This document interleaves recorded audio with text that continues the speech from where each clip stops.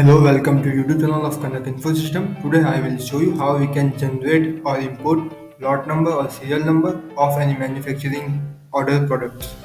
For that I will go in manufacturing operations, manufacturing order. I will create new manufacturing order for the item drawer.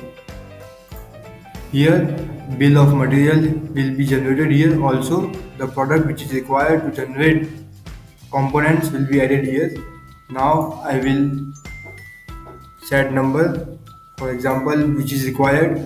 Now we will confirm it. Now here we will open this pop-up. Here we have two options: generate serial and lots and import serial and lots. Here we can import as well as generate serials or lot number. I will generate lot number. Here I will select what will be first number. For example, I will select lot 001.